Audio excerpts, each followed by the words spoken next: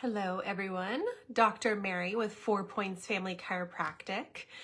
Welcome to our Facebook Live in October on biological age and basically the circadian rhythm, our clock and how to understand it, how to influence it and make it work for you, and how to use it to age in a healthy way and stay your absolute healthiest.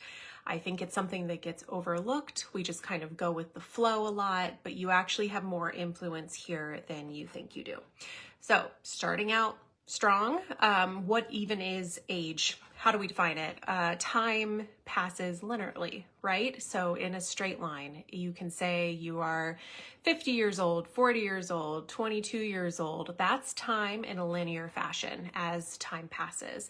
But when we think of age, we can also think of biological age or functional age. And that's more how your body's showing up and how it's performing. And they can actually be two totally different numbers. And there are some interesting ways to kind of determine this. So biological age is basically an estimate of how old your body is based on cellular function, regeneration. You can be older or younger. If your biological age is older than your chronological age, then you have accelerated aging. And that increases your chances for chronic and acute diseases, for just aging poorly. If your biological age is less than your chronological age, then you're aging well. You're younger biologically than you technically are. And that's a healthier way to age, healthier way to exist. So this depends on a lot of things. Some of them are outside of our control. So it depends on your genetics, right? What did mom and dad pass down to you? It depends on your medical history, right? Were you sick a lot as a kid? Like, that's good to know. You can go back and rebuild your microbiome if you need to. Did you grow up in a house with a lot of mold? That's good to know too. Do you need to go back and do some sort of mold, address your mold levels in your body?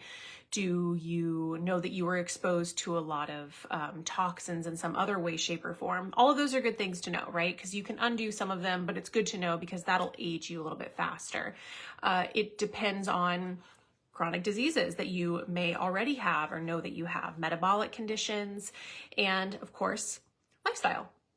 Lifestyle and genetics actually go really closely together because of epigenetics. So epigenetics is basically the study of how lifestyle and decisions turn your genes on and off. So you might have a gene that does something, but it's not turned on, it's not activated.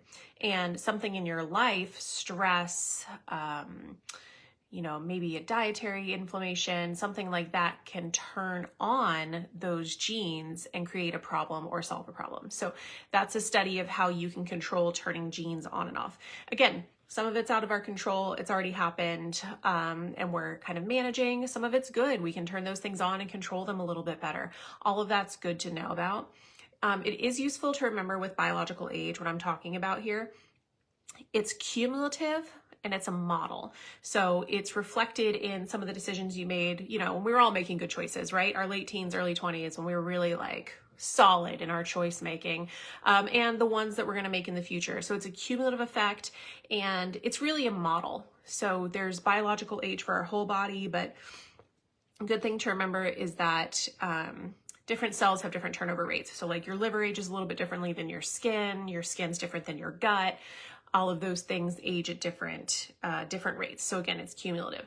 Okay, so how do you tell? It's not just based on how you feel. I have people all the time come in and they're like, oh, really feeling my age today. And I'm guilty of saying the same thing, but it's not at all how you feel, although sometimes that is reflective. It's based on your biometrics. So these are things that are measurable and a lot of it's in blood work, right? You can get your inflammatory markers, lipid panels, your metabolic health, blood chemistry. You can test more in-depth things like your methylation. You can test your telomeres. When we're measuring age and how you're showing up for your biological age, we're looking at x-rays, we're looking at nerve conduction, we're looking at orthopedics. One of the best predictors for how well you're gonna age is the easiest test to run, which is sit to stand test. You sit in a cross-legged position on the ground and you go from sitting to standing without using your leg, using your hands to leverage yourself up or any sort of aid. That will predict how well you're going to age. They can do some really good predictors based off of your gait strength, how quickly you walk, how quickly you can recover your balance, grip strength, right? We'll check grip strength on some patients. Those are all things that we use to monitor. So there's all these different ways that you can figure out where you are with your biological age. Now, when you know that somebody needs to get checked for that, because again, neurology and your spinal health is one of the huge predictors of how well you're going to age.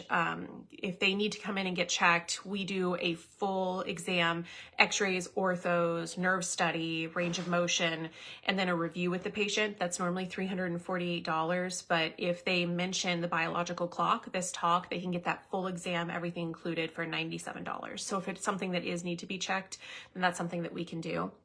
But a lot of those tests you can kind of do on your own, right? Sit to stand, grip strength, those are pretty good predictors. But again, the epigenetics is the big thing to pay attention to, like how we turn on and off these genes, how we influence them through diet, exercise, toxins. There have been some really interesting studies with this actually with twins.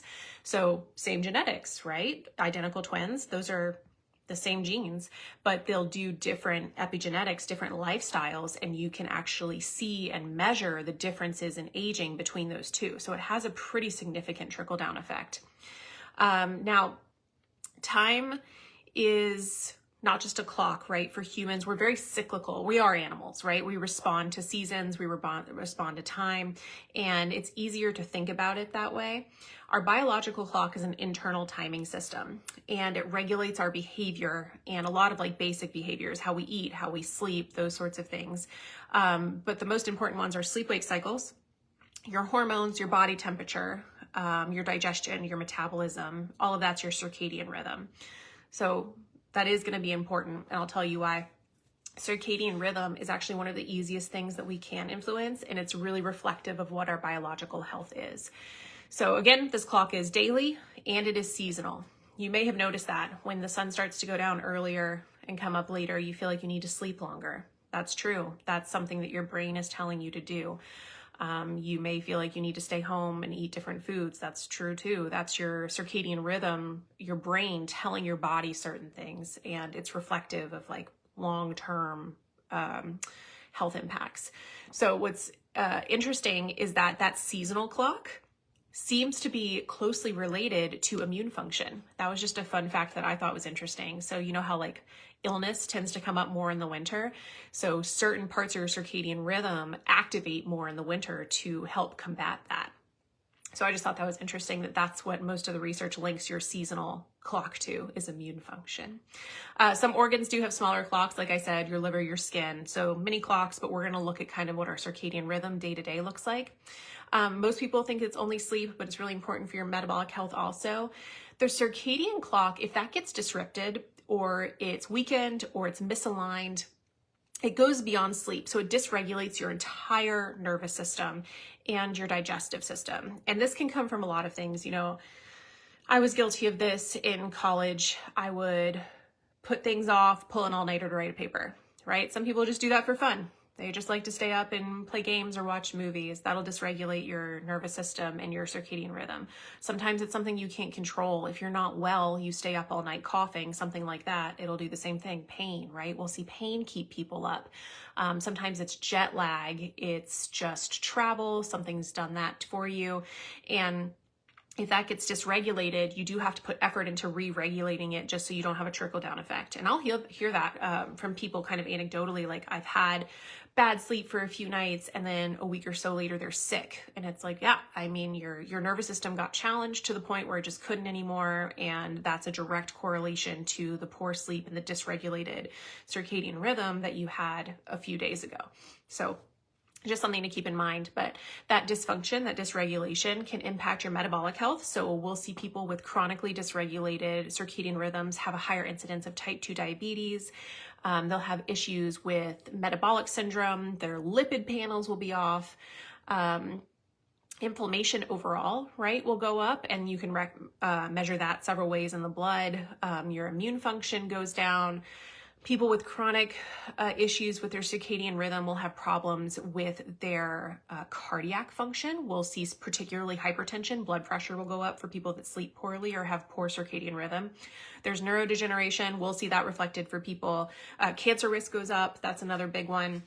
Research also indicates that circadian rhythm, you might be listening to this thing, I don't have any of those problems. I don't have to worry about it. If you're somebody who's pretty active, circadian rhythm dysregulation can also impact your muscle repair and regeneration. And you want that. If you're doing heavy workouts and you want your muscles to bounce back in an effective way and you're not sleeping, you're not going to get gains or any sort of improvement, because there's going to be a limitation to the amount that your muscle fibers are going to be able to regenerate and heal themselves. So for people that are like, I don't have to worry about this. If you lift or you do anything like that, yes, you do. Pay attention. So the biological clock is really an epigenetic tool, and it's one that you can control, and that directly impacts your biological age. The good news to me here is that you can influence it. It is something that we can control. I love that. I love having being able to have an impact on things. I also like tracking it. A lot of people now are wearing Apple Watches or Oura rings or Fitbits, and this will give you a direct reflection of the quality of your sleep, when you sleep, how well you sleep, deep sleep, all of that. These are all metrics that you can watch, you can keep an eye on. So we have to use a particular part of our brain for this. Circadian rhythm is controlled by your internal clock. It is your suprachiasmatic nucleus. It is part of your hypothalamus. So what that does is it's a particular part of your brain that tells your body when to do certain functions. It is influenced almost completely by light. The light comes through your eyes, goes to the suprachiasmatic nucleus, which analyzes what kind of light, and then that tells your brain what time of day it is. Your brain doesn't really care about a clock. It's not looking at a clock and thinking, 7 a.m., I gotta go do stuff. It's looking for light feedback. That's how your body knows how to function. So the biggest thing you can do is to make sure you're getting morning light. The morning part is important here. If you can be outside for the sunrise, great. Good on you. I can't. If you can be outside in the morning for a little bit before 10 a.m. to see that type of morning light, that will reinforce for your brain where you are in time. It's one of the best things you can do. It's easy. You don't have to be out there forever. You just want some morning light. Take the sunglasses off, go out there and just get raw light. Don't look directly at the sun, but you know what I mean. Get some light. This tells the suprachiasmatic nucleus to decrease melatonin, right? So if you're drowsy in the morning and you get light, you will be less drowsy in the morning. You will just wake yourself up. It boosts your alertness. And if you are somebody who has to shift their circadian rhythm often, like people who travel a lot, have to cross time zones, this is actually the easiest thing you can do to reset yourself, morning light. It's how you rebalance it.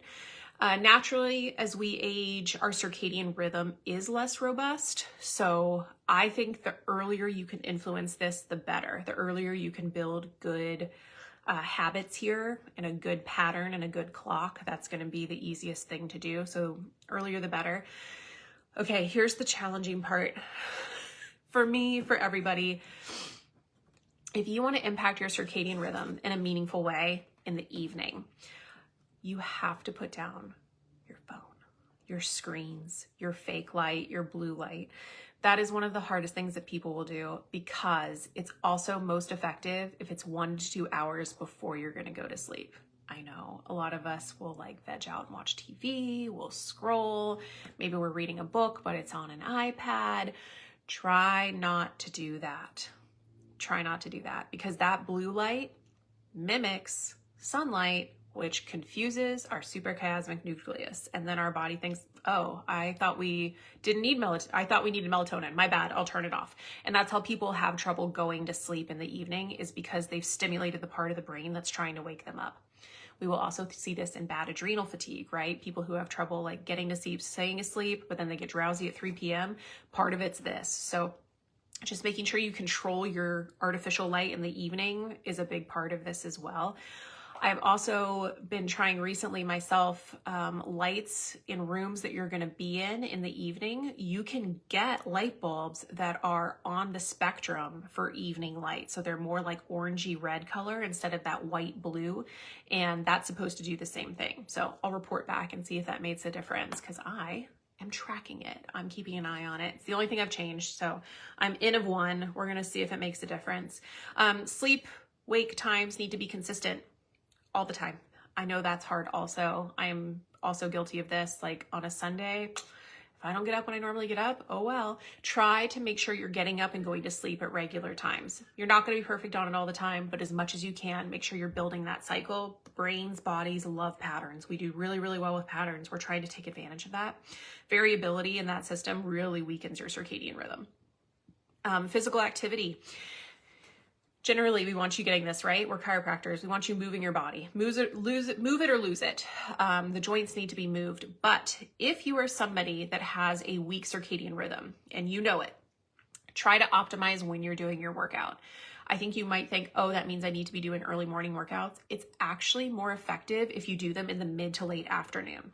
So if you're doing your workout then, it doesn't have to be high intensity. It can just be getting out and walking. You're probably going to see improvements to your circadian rhythm with that. Try that for consistently a few weeks. See if you notice a change.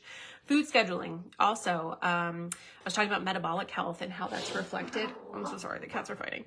That there's the old wisdom. If you're don't have a heavy meal before bed.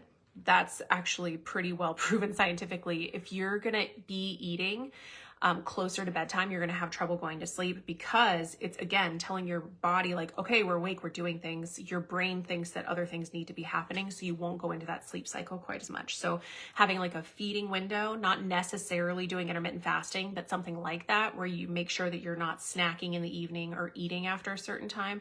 I would think the 2-hour window where you stop looking at screens is an easy way to do it. Then you'll see improvement there as well.